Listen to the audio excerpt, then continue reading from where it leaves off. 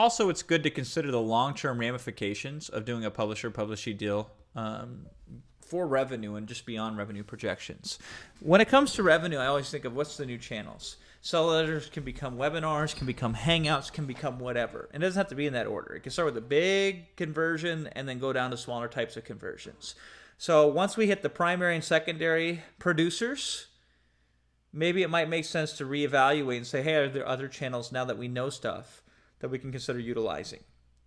New hooks. When one hook has become exhausted, sometimes it's easier to create a new hook than it is a new product.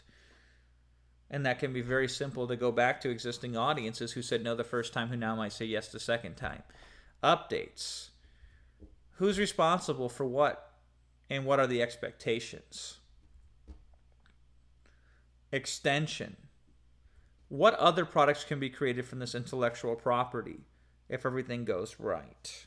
And in fact, in the next video, I'm going to show you a case study that hits on pretty much every single one of these things, which I think you're going to find very interesting. But it's good to think here long-term. Long-term in revenue projection, what's possible or what could be considered, so both parties know that up front.